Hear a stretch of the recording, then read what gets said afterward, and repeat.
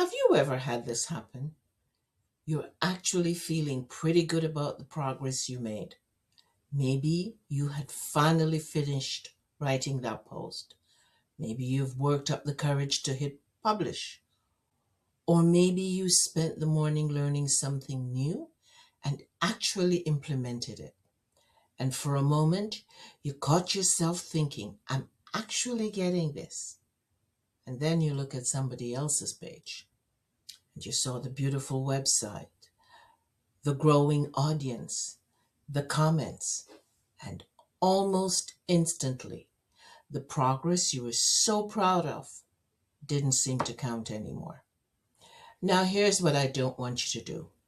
I don't want you to believe that feeling because I don't think it's telling you the truth. I think that's comparison talking. And comparison has convinced far too many smart women that they're failing when they're actually growing. Can I tell you what I think is really happening here? When comparison gets into your head, you don't usually close your laptop and walk away. You keep working, but something has changed. Now you question everything. Maybe the niche is wrong. Maybe your message isn't good enough. Maybe you need to change your branding. Or maybe you need another course.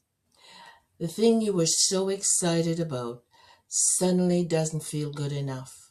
And you probably don't quit that day. Most people don't. But you stare at your computer screen a little longer. You rewrite the same sentence a few more times. You hesitate before you hit publish. And suddenly, creating feels heavier than it did yesterday. You know what I think discouraged you?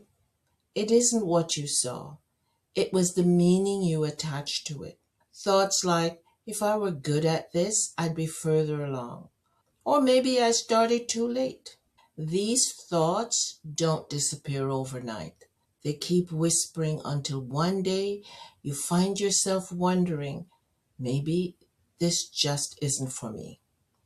And from the outside, it looks like you've lost motivation. But I don't think that's what's happened. I think comparison slowly convinced you that your effort wasn't leading anywhere. So it doesn't stop you all at once. It stops you one small doubt at a time. And here's what's really, really unfair. Comparison doesn't just steal your joy, it steals your direction. Because instead of moving forward, you go back to fixing things that didn't need fixing.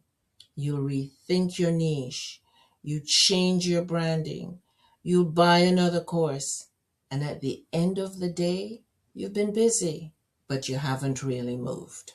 I've been thinking about this quite a lot lately. I think the internet has fooled us because it celebrates what everybody can see: the followers, the launches, the views, and the applause. But the things that changes your life usually happens long before any of that. It's the day you finally believed you could do this, or the first video you recorded, even though your hands were shaking, and the post you wanted to delete, but you didn't, and the willingness to keep showing up. Nobody celebrates those moments, yet those are the moments that changes everything. I remember when I left nursing and moved into counseling. Honestly, I thought everyone was ahead of me. They already had private practices, they had clients, they had experience. And I remember thinking, I have left this for too late. But can I tell you what I couldn't see? I couldn't see that I wasn't starting from zero, that I was bringing years of sitting beside people on some of the hardest days of their lives, years of learning how to listen, years of watching fear become courage, and years of helping people believing themselves again. Those years hadn't held me back. They were preparing me. I just didn't know it yet. And I wonder if maybe that's true for you too.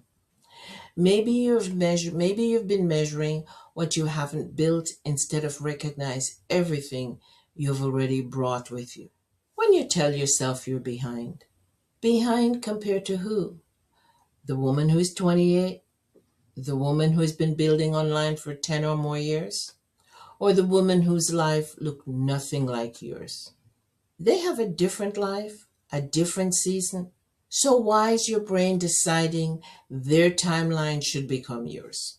You know, when we say it out loud, it doesn't even make sense. And yet, we do it all the time. You know what I think? I don't think you're behind. I think you're impatient. Not because you're doing anything wrong, but because this matters to you. You want this second chapter to become real. And waiting is uncomfortable. Have you ever looked back 6 months later and suddenly realized you didn't even notice how much you changed? That's how growth works. You rarely notice it while you're living in it, which is why I want you to remember something.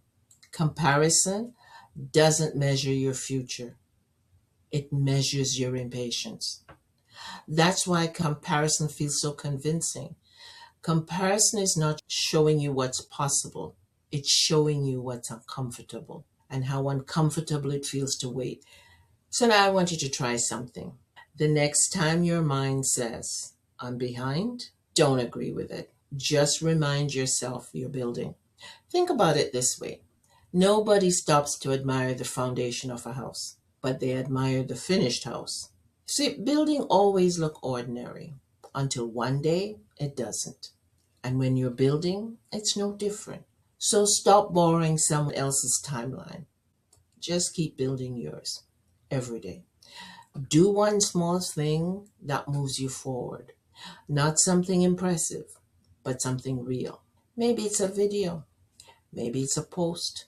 Maybe it's sending that email you've been putting off. But just keep building one small step at a time. The truth, that fear won't disappear first.